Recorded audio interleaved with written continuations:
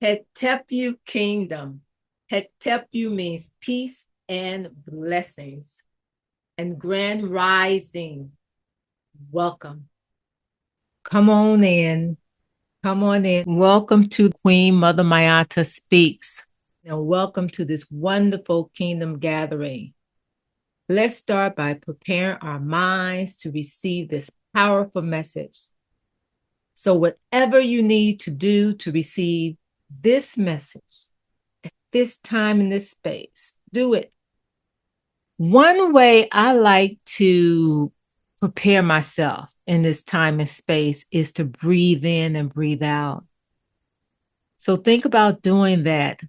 Also, give thanks to our ancestors, our elders. Call their name. Take this moment to call their name. That's wonderful. That's wonderful to acknowledge how they kept the light on. Just take this time to relax your mind. Turn within. Go as far up as you can go into the divine consciousness. Far up as you can go into that kingdom mindset. I am glad that you're here. It's a beautiful thing. And thank you so much for being here. The following video is very important as we are in the era of divine civilization and as many are choosing to enter the Exodus. Understand your greatness and know we are one nation enlightening global kingdom. Please like and subscribe to be notified of upcoming videos and episodes. Thank you, love you, and enjoy your rising. Today's kingdom teaching is truth, eliminating indoctrination. Wow. So we're going to talk about what indoctrination is, and we're going to talk about how to eliminate it. And that's going to be very quick, you will see. And then we're going to talk about different types of indoctrination we need to eliminate. We're going to start off with the white supremacy indoctrination. What is indoctrination? Indoctrination is locking up divine energy. It's an intentional attempt to lock up your divine energy.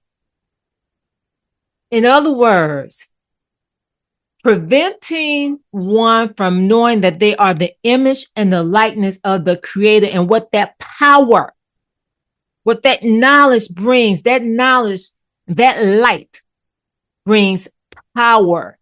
And light is our power, and light eradicates darkness. The importance of divine energy. Now, I took it up. I'm not just talking about your energy.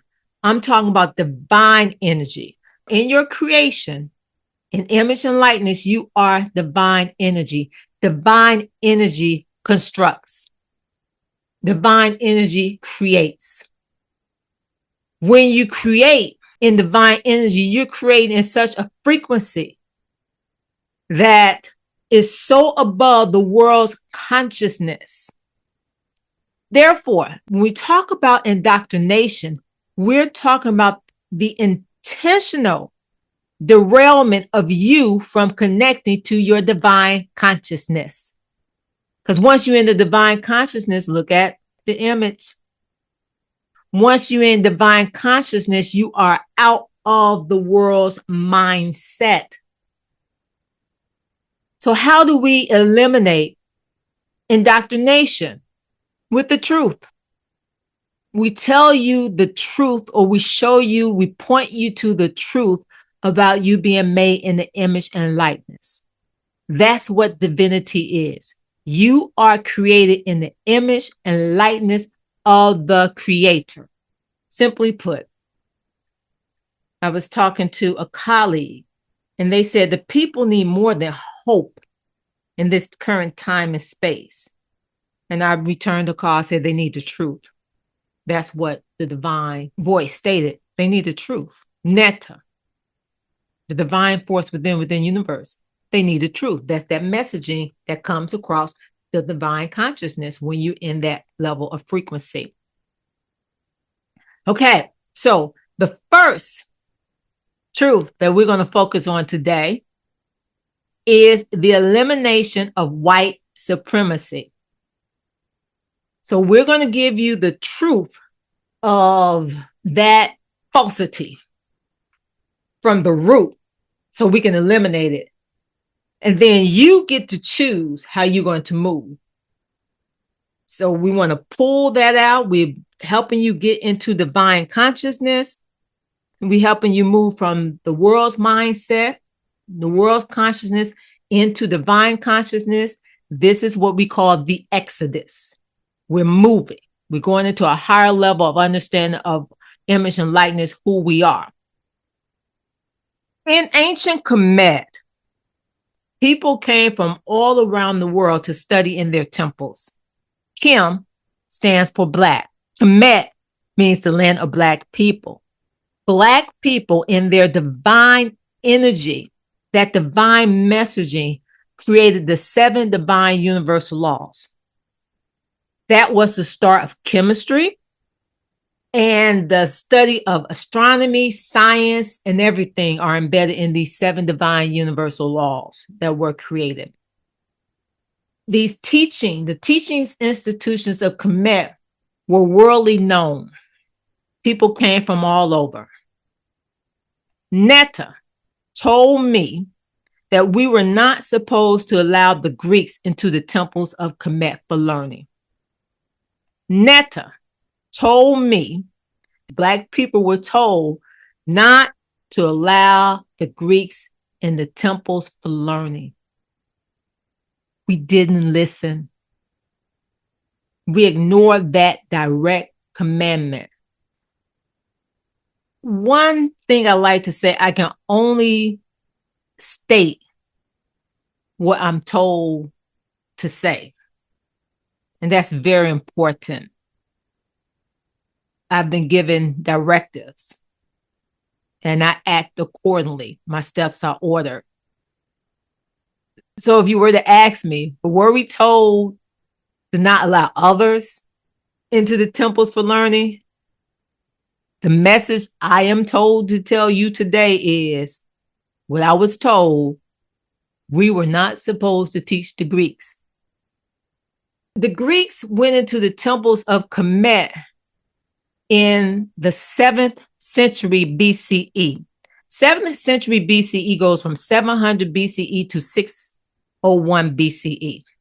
That was a time period they actually went into the temples to study. If you heard me mention 3,000 years of darkness must end, the recreated 7 divine universal laws that Netta took me on to create over a 10-year period. And the reason why, because the creator stated 3,000 years of darkness must end. This is where that 3,000 years of darkness start. Pay attention. The Greeks were in the Dark Ages, beginning around 1200 BCE. They didn't gain enlightenment until they went into the temples of Kemet. In the Dark Ages, they moved in darkness, fighting. The Greeks trying to conquer, fighting, conquer land, fighting, birth rate declining. Based on the knowledge of the creator, don't let them into the temples. A great metaphor to understand this is when you're in a relationship with someone. And based on knowing about this relationship, someone says you shouldn't partner with that person. You shouldn't marry that individual. Okay? And you decide to partner with them, take it to another level, or marry them. You see the red flags, but sometimes one may think they can change an individual. In part 5, I tell a story, a true story of a new administrator. And go back and listen to Divine Civilization Part 5. You want to listen to all of them because these are in parts. As I stated in Part 5, I didn't have to love my enemies. I had to love the creation and the creation of me in the image and likeness. Understand that. Go back and listen. I do know what the Kemites were thinking. I was told that. I was also told not to share it here at this time. Based on Netta's understanding of how the Greeks moved, we were told not to allow them into our temples. That's where the 3,000 years that I'm referring to start. You're talking about 3,000 years ago when you talk about 1200 BCE, okay? Remember, the understanding was prior to the coming in to the temples. The first known Greek is Thales. So we're in the 600s BCE, that's 7th century. Thales came in and studied, then other Greeks came in. They learned from Black people. Chem means Black. Kemites, Black people, Kemet, the land of the Blacks. Then, approximately 100 years later, 6th century, when you go from the 600 BCE to 501, in the 500 BCE, they established their own schools of philosophy in Greece. Pay attention. Thales came in and studied, then other Greeks came in to learn about themselves, know thyself. Always says going along pretty okay until Plato. Plato came in to the temples, he studied, he learned from the Kemites 13 plus years. And I always say, I don't know what was on Plato's mind. But when he went back to Greece, eventually in 360 BCE, he created the noble lie. The noble lie is about telling people where they are long enough and they will believe it and conform to their position in society. So now you started this hierarchy in the Greek Republic of nobility, which was mostly the noble people being white men. The noble lie. What Plato demonstrates is a mindset that even though the Greeks went into the temples, the mindset of conquering and darkness was still in them. And what Plato proved was that the Greek culture was still alive and well, that culture of darkness. Plato is not a hero. The Greeks are not supreme. They study in the temples of Kemet. Kim, Blackness is supreme. Understand what Blackness is. Blackness is a chemical in the body that allows you to reach a very high frequency. We're not talking about Black because of color. We're talking about Black, the chemical, which is the molecule that absorbs sunlight and all forms of light to get you into a very high frequency in the divine consciousness. This is why one of the ancient Kemites proverbs is, the kingdom of heaven is within you, and whosoever shall know themselves shall find it. Now, the Greeks having less Kim, Blackness, than the Kemites, I'm sure it contributed to Plato creating this noble lie for power. Plato also talked about the nature of reality. He learned from the Kemites 13 plus years The noble lie was implemented on the Greeks beginning in 360 BCE. Less than 30 years later, in 332 BCE, the Greeks conquered Kemet and implemented the noble lie, changing the name of Kemet to Egypt, and the world capitulated with this. Understand this. In 332 BCE, when the Greeks conquered Kemet, they took the world into darkness.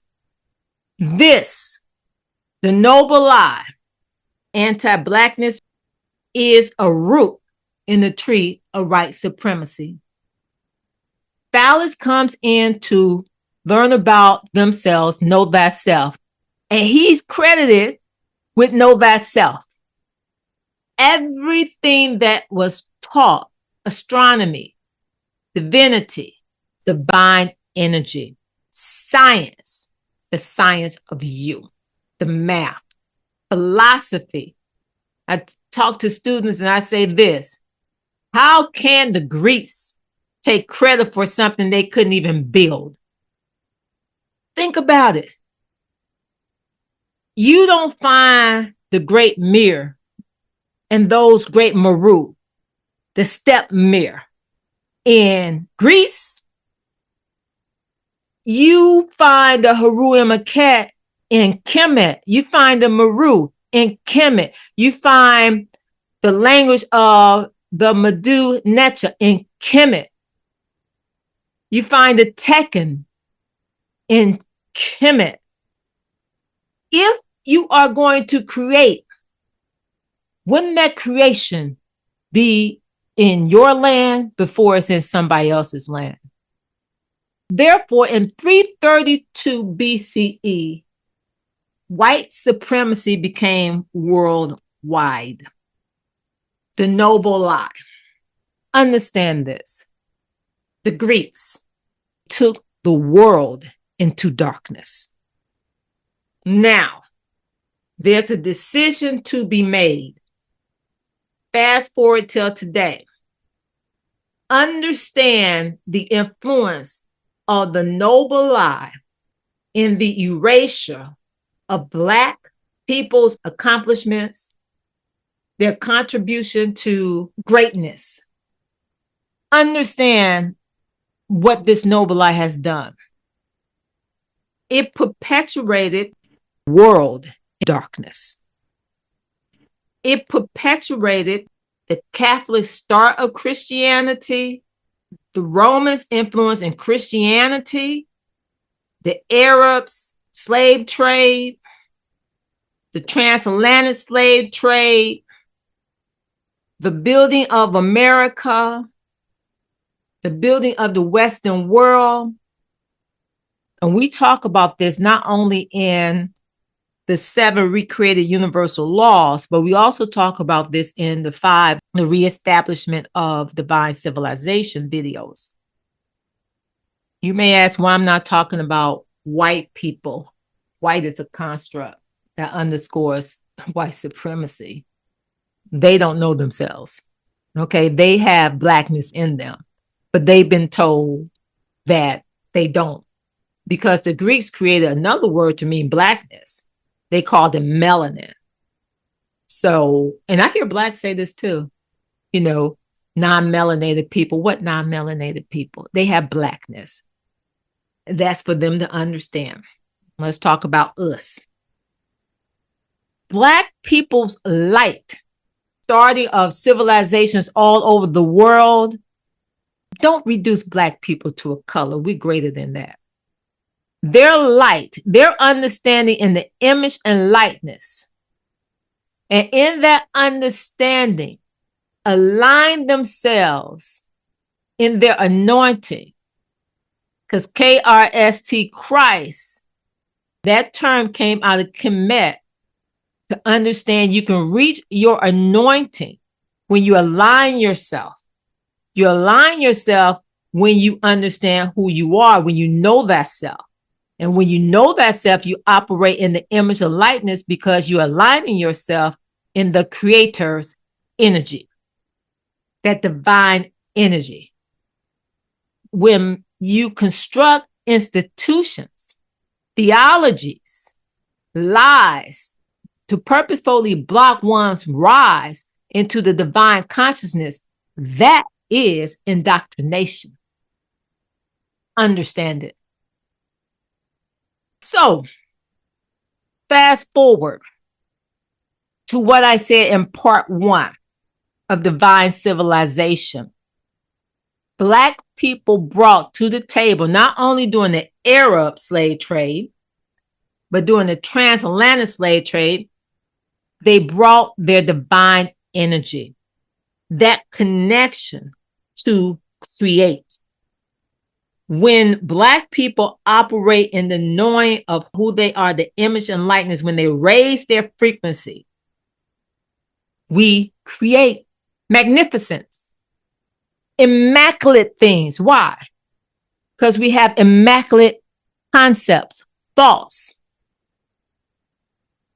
The noble lie created darkness, contributed to the 3,000 years of darkness. Understanding of how they move. The Greeks moved in darkness. That's how they moved, in darkness. It's no different than when you meet someone, you see them moving in darkness, and there's this period, and you think you can change them, or they're going to change when you get married or when you partner with them. It's the same principle. Here's a decision Black people have to make. And it's one that I speak constantly of to certain people, certain groups. Understand this number.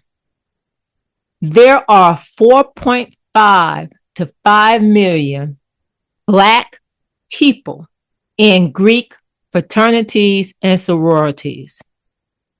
There's an in-track initiation and training into white supremacy. Whoa. I've spoken to people who have status in some of these Black Greek fraternities and sororities. And I say, now that you know better, now that you know that the Greeks didn't start all of this, that there weren't the great philosophers, there weren't the astronomers, that they got all this from the Black people and they passed it along the noble lie. Why don't you just change your name, find language in the Meduneta, rebrand yourself, and just to make it simple, I have yet to hear that conversation or to witness it. And we won't even talk about initiation. If we're going to deal with the eradication of the white supremacy mindset in the world, or if we're going to eliminate that from our thinking, then we have to know the truth about who we are in the image and likeness. If we're going to rise into our divine consciousness where there is a true understanding of image and likeness, where we operate from divine energy, okay, then we have to decide what indoctrinations we are going to eradicate as we go through this exodus, as we continue on this exodus, going through the one divine body. When you know better, you do better. When you know better, you elevate. It is time to start more elevated organizations on our college campuses that represent our greatness. Now, I would like to tell you what I want to see, because it just makes sense. There needs to be, at the very least, comedic understanding on HBCU campuses. Professors who want to teach the noble lie. Let me tell you, I had one at Howard. He wrote his own book on philosophy, and I knew enough to challenge him. I would go to the School of Divinity and say that wasn't started by Greeks. I knew enough to challenge him because I was always receiving the messages. I would hear something like, that's not right. Professors who want to teach this Greek philosophy from the position of white supremacy, that they discover everything, need to be booted off the HBCU campuses. No more lies. And let me tell you, I'm hearing this as I talk from the divine messaging. No more lies, not on HBCU campuses. Greek fraternities and sororities, Black Greek fraternities and sororities, which Black Greek is interesting because Black Greek, the surname is Greek, right? Need to be, should have a certain amount of time, give them about 1 year to transition. As a matter of fact, what I'm hearing should be ousted. That's, and let me say this. There doesn't have to be any violence in this. It just have to be the truth, which is, if you're listening to this and you have a loved one or a child or a niece or nephew who plans on pledging, do the hard work and say, we're not going to pledge Greek fraternities and sororities. We will start our own. We will use symbols. We will find out what the symbols are, the Medunet, and start our own. Okay? I've always been a fan of understanding what you can create, and your representation will be of greatness, because now you're coming forth in the truth. You're coming forth in divinity. It's a beautiful thing. Those who want to exist in the noble lie, that's them. They're going to have to deal with their journey of life and whatever they put out. The truth is always greater than the lie. It's at a higher frequency. If that's what they want to do, let them do that. But for us who want to operate in a higher frequency, understanding our image and likeness, the decision will have to be, we're not going to join the Greek fraternities and sororities. They're part of the noble lie. Okay? We're going to create our own. We're going to study our own greatness and create organizations that represent the truth of who we are, what Black contributions, our greatness to the world. Therefore, Black people, as we begin to move out of the world consciousness, we are going to exist in the divine consciousness, in the image and likeness. So that's how we eliminate that particular indoctrination. Isn't that wonderful? That is wonderful. Divine energy creates. I mean, I can just visualize the young college students creating these magnificent Akabulan, comedic organizations and walking in the image and likeness. The true initiation process, the true initiate is about understanding your divinity. It's a lifelong process of understanding the creation of you, the science of you. This is why it's very important to know thyself, to know your divinity. You are divine. That's what I Am Divine is about. Understanding your image and likeness. You have been created in the image and likeness of the Creator. Everything about you represents geometry, astronomy, natural philosophy. It represents the science of you, the math, everything. It's a beautiful thing. And whether HBCUs follow or not, everyone Black in this time and space have to make the choice They're choosing. Are you going to operate in the truth of your divinity or continue to exist in the noble lie? Netta, the divine force within, is telling us to free the soul. Free the soul means take off all the indoctrinations. Go to our anointing. I am here, Queen Mother Mayata. I am here to bring enlightenment about the 7 divine universal laws, so you will be able to know and be able to choose. For these are the universal laws of divine civilization. As we are divine energy, we must know, understand, and operate within the universal laws of divine energy. The 7 divine universal laws of energy are the universal law of mentalism, evolution, the universal law of correspondence, chemistry, the universal law of vibration, energy's frequency, the universal law of polarity, astronomy, the universal law of gender, life, the universal law of cause and effect, forces, and the universal law of rhythm, environment, oneness. The recreated 7 divine universal laws connect us to the universe as the universe, so that we will know our creation in the image and likeness of the Creator. And so we understand we are the light, and we will understand the power of light, an existence beyond time and space, an existence above self.